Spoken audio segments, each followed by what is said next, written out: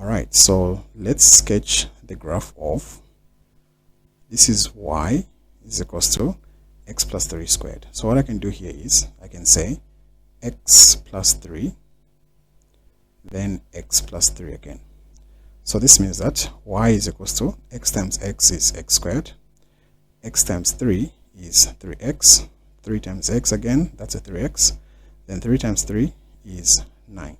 So y is equals to x squared plus 6x plus 9. All right, so for this graph, I'll give two descriptions for this graph. For the first one, we can clearly see that the coefficient of x is positive. So I can say, so description number one, we can say since a is greater than 0, a is the coefficient of x squared. Since it's greater than 0, then the graph is a minimum. Now, when we say minimum, this is what we mean. I'll show you how a minimum and a maximum looks like. So a minimum graph will look like this, having a minimum point here, and a maximum graph will look like this, having a maximum point here. So because a is greater than 0, here it's a being less than 0. Because we know that a is greater than 0, then we expect a minimum. So our graph will look something like this. So this works mainly only for quadratic equations or quadratic functions. All right, so now the next thing we're going to do is we need to know where this graph cuts the y-axis, also where this graph cuts the x-axis, or also need to know the vertex of the graph. So we can say to find the vertex, x coordinate will be given by negative b divided by 2a, since it's a quadratic. Now, what is b? B is the coefficient of x, which is 6. What is a? A is the coefficient of x squared, which is 1. So 2 times 1.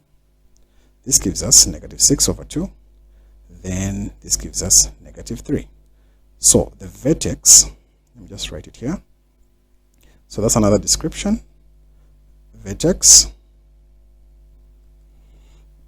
The x coordinate of the vertex is negative 3. Now let's find the y coordinate of the vertex. To find the y coordinate of the vertex, what we can do is we can simply substitute it in the original. Remember, this is our original here. So I can say y is equals to, where there's x, I'll put a negative 3 plus 3 squared, and this of course will just be 0 squared. So our vertex is negative 3, 0. When x is negative 3, y is 0. This means that our vertex is right here. Now remember, we also need to find the point where this graph cuts both the y-axis and the x-axis. So let's start with the y-axis. Remember, y is equals to x plus 3 squared.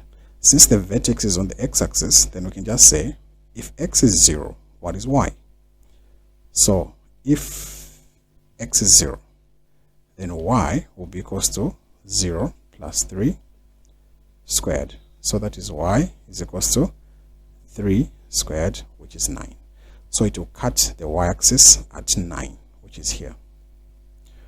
All right, so already know that the graph is a minimum. So connecting those points now to look something like this. So let's just make sure. Remember, it's a sketch. So it will pass here and it will cut at 9 like that. And then this side, it will also go in this direction.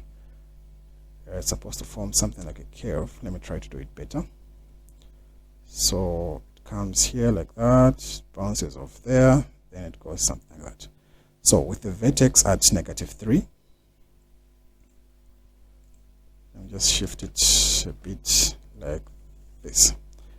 Okay, so our graph will look something like this. Then you can also label it and say, this is the graph of y is equals to x plus 3 squared. So the description, we can give 3 descriptions here. The third one, we can say it shows a horizontal shift. Horizontal shift to the left. by 3 units. So physically, this is what is happening. The graph is supposed to be here, but it shifted in the horizontal to the left by 3 units. That's why it's here. So that's what we mean when we say horizontal shift. So if it goes up, down, this represents a vertical shift. But if it goes left, right, this represents a horizontal shift. So there we have it.